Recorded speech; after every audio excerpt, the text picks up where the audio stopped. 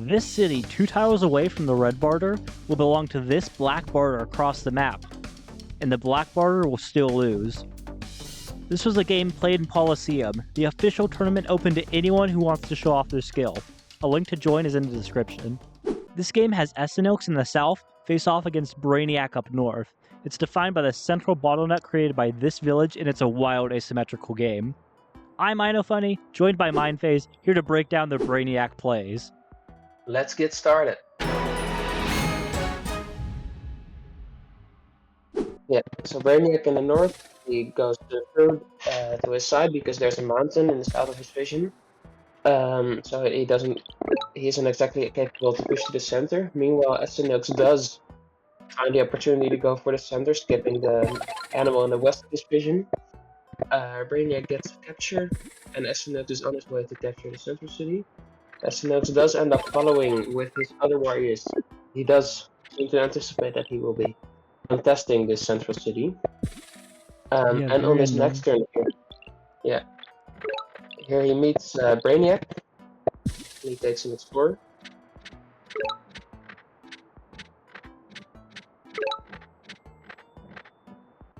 It's a very solid explorer, which gets almost full vision of the map.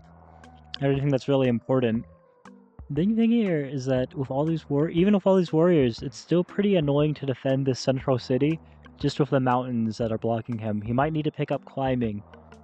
Brainiac wastes no time retaliating. He sees that this village is a little weak, goes ahead, picks up archers to deal with it.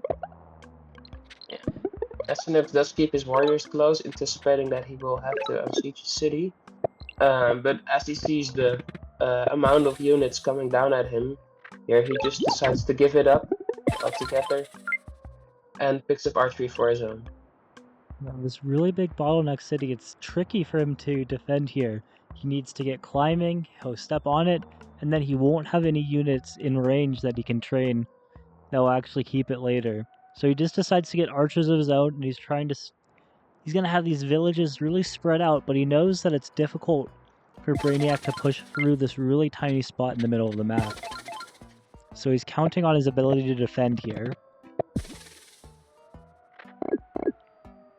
Brainiac continues the archer spam. Here's the first archers from Escenilx. You can really see like there's 8 units already coming over this land bridge. And Escenilx is just really pushed back here.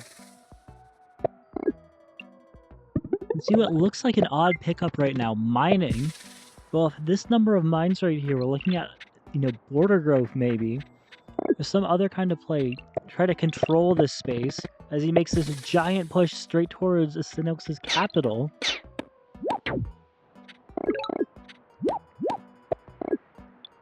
Here we see the archers are set up, they take out 1 unit. And here comes the siege on Escenilx's capital, but he clearly has enough archers in range to stop it. There's the second upgrade of the middle city, clearly looking to go for the giant in the near future there. We have to highlight vision here again. We go ahead and look at Brainiac's vision. This archer can't see anything here. So, when Escenilx shoots from there, no retaliation damage. That's going to be a recurring theme. And also, is that the archers from Brainiac cannot see the warrior on the village in the northwest, which otherwise they could have taken off, and then Escenilx would have been stuck on 3 cities, needing all his other units to defend themselves. And suddenly, this army of archers, which was doing a lot of damage and pushing into Escenilx pretty hard, suddenly they can't really do anything without any warriors to land down any sieges. They have to kind of retreat. Yeah. So Brainiac's still taking the lion's share of damage here, but not really threatening those cap sieges in the way he might have been just a couple of turns ago. Yeah, now the closest unit to sieging is an archer. The warrior is all the way back on the city, he just trained it, and the archer isn't really a threat to siege. And there we go, Smithery. Smithery into border growth. This was the idea behind mining, to try to really control this whole bottleneck and turn that into a victory. But maybe it's not... Yeah, it might not be that strong, because this Escenilx defense with the archers and other ranged units, like catapults maybe later on, If they're able to And just keep also, defending, this strong he control of the does need, bottleneck like he's had for a while might not do anything. and also with the border growth, he only gets 2 extra animals, so he still needs to pick up forestry anyways afterwards to get the giant he wants in the center. Yeah, absolutely. It's a very expensive play. Meanwhile, Escenilx's idea about just abandoning that city early on, giving it up to Brainiac, might be working out. Brainiac's stuck on these 4 cities. This central push, it's getting a little scary with the giant, but he has been doing an admirable job defending. And with this village in the west, it looks like he's going to be up in cities 5 against 4.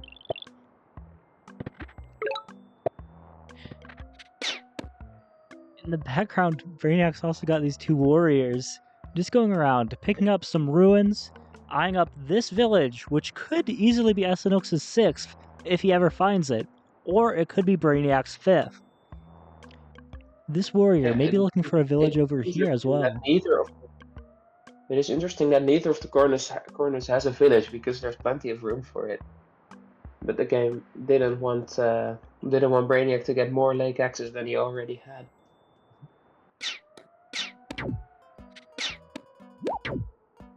You know, Brainiac's suddenly... The big thing about these bottlenecks is that operating in them, it ends up with these archers in kind of awkward spots, which are easy for Escenilx to target. And no forestry necessary, just a killer monument into that giant. Now, Escenilx has been doing a pretty good job defending the attacks earlier, but now he's got a really big defensive responsibility as this giant is just 2 tiles away from his capital. A star ruin is a perfect thing that you want to defend. Yeah, with his own killer monument, going to pick up a level 4 city here. Mathematics. Yeah, mathematics, and that gets him the giant. And not only does it get him a giant, but it also gets him on the path of catapults to try to hold off the giant that is going to come in right here. Yeah, okay, so Brainiac starts by taking the ruin in the corner, and he gets an explorer. The explorer goes all the way down to the corner, catching the lighthouse, which means he's now very close to a giant on his capital as well. But instead of that, for which he would need a forestry, he goes for riding. And the forestry would not only have given him a giant on his capital, but also on his 2nd city. So it's an interesting decision. Absolutely. It seems like riding might be a play, not for expansion this late into the game, but just trying to navigate this bottleneck, getting some roads or something. Units that can penetrate a little further. Yeah, and there's the roads. Now the swordsman from Smithery, doing a really good job picking up some easy kills here. And now we have this really dangerous, almost at full health giant with a defense bonus right next to Escenilx's city. Yep, right away with the roads. No forestry needed for that giant. But the Star Ruin that enabled this mathematics. Some nice catapults. These 2 catapults are going to do a great job in defending this capital siege. Escenilx leaves his capital open, but also he's on the end of his turn he steps his warrior into his city, which turns out to be a big mistake, as now with the archer and the swordsman, Brainiac can easily end up sieging this city, and there's no way for Escenilx to stop it. This is the kind of thing when you're getting into a really heated defense like this. All these units coming in, the giants over your capital, easy to overlook this kind of thing in a live game, but it's going to end up costing Escenilx this city over in the east, and probably this city by extension. Yeah, the other city is now completely uncontested and free to pick up for Brainiac. The archers and the catapults work their way and kill the giant, picks up a nice veteran. Escenilx finally getting Climate to counterpush with his own giant, going to be supported by these catapults. This giant's doing a great job of providing a lot of zone control, so those roads that were made to penetrate in, maybe get this archer up to attack this catapult, not able to until this giant is dealt with. Exactly. And here, if we can just pause a bit, we can look at the position as a whole, we can see that Brainiac really controls the map. He has 5 cities and is about to get a 6th and a 7th on completely uncontested spots, while Escenilx is pushed back. But then the question is, how does Brainiac get to convert this position? Because, well, of course, there's the imminent threat of the giant he has to deal with. But he has his own giant coming up. He has a couple archers. That should work out. But what route would you take to convert a position like this? The big thing is that there are two sides of this bottleneck. So the same defense we've seen with archers and now catapults targeting down this city and defending any pushes from it can be used here. Imagine catapults coming out from the capital and this second city here, Orkfla, that defend this city from the giant push. Once the giant is dealt with and you're able to push your own ranged units a little further forwards, the big thing here is knights. The only thing that's been keeping Escenilx in this game are these ranged units. If a knight can come through, chain the archers, the catapults, take all of them out, some other giants from Brainiac here are able to just go ahead and maybe that capital siege that he had earlier could hold. Yeah, if you can just get the giant into the capital and then the knight right behind to clear the ranged defenders, it would be very tough for Escenilx to hold on here.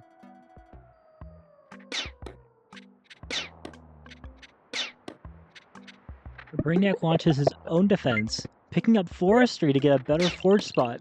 We're going to see probably another giant on Orkfla next turn. Escenilx using his own catapults. And the big thing, we gotta talk about vision again. If we look at Brainiac's perspective, these tiles have absolutely nothing. But even though Escenilx wasn't able to hold this city, just getting that explorer from it, Escenilx able to see all of these archers ranged units that the catapults can target down. Because there are so few tiles that Brainiac's units can actually safely step on, it's really difficult to launch defense. Yeah, every defensive unit just get picked apart from afar by the catapults. Still though, defense not impossible, especially when you're up 7 cities against 4. Using the space in the east to target down the capital. I'm going to go ahead and use forestry to pick up a giant on this city, Orkfla. And carrying another giant in the center. Yeah, he does miscount his stars because he's 1 star short to get the giant in the second giant. Or he just purposefully delayed it. Might have just been locking down places where Escenilx might have been taking population from him by blocking the forest tiles. Yeah, that's possible too. But really big here, Escenilx notices the kind of weakness to knights that the position is presenting. Instead of trying to use giants and just force a push through here, going to end up getting strategy from a ruin. Strategy, very nice though. The big things are that you want some units to buffer and space out. If a knight comes through, it can't chain all of your units because you can't go through the knights, and they give a really good zone of control to kind of block knights. The other thing though, enable his access to diplomacy. Now this big city, which is Escenilx's only target, he's been dreaming of a way that he can target down the city with his own giants, but he doesn't have a lot of giants. What other units can he use to take advantage of this high-level city with a ton of tiles to spawn defense bonus daggers? Obviously, diplomacy and cloaks. Yeah. So the strategy rune coming in clutch to help him out here. Exactly. Escenilx finally getting vision on this city that could have been his. Brainiac roading straight over to it as soon as Escenilx gets vision on it. No chance he ever gets that village. And then another giant. This is Brainiac's 4th giant. And anyone keeping track at home, Escenilx has only gotten a single giant on the city Boo Boo so far. These ranged units have been tearing them apart. And immediately, turn 19, the first cloak comes out. Defender's zone of controlling, blocking the swordsman from doing anything. And then we see Brainiac go into fishing. He says, okay, I might be losing on the land, but I'm going to launch an attack from the water. I've been bottlenecked here, and once I start getting on the water, it's going to be over for you. I can use all the great fish that I have on these cities. Yeah, he's figuring I can't launch the decisive attack through the center, so I'll just come at you from the sides, because there's this lake, which does give him really good access to the outskirts of Escenilx's empire.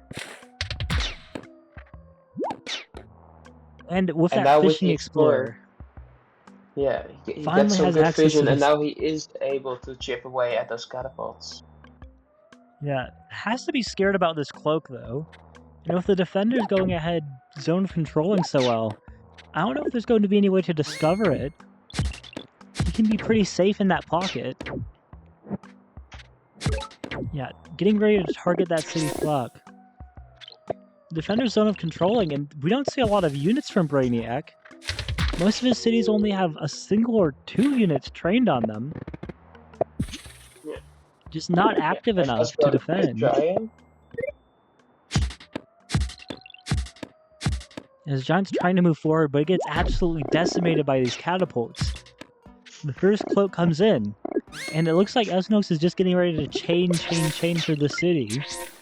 He picks up sailing, and it doesn't help him out.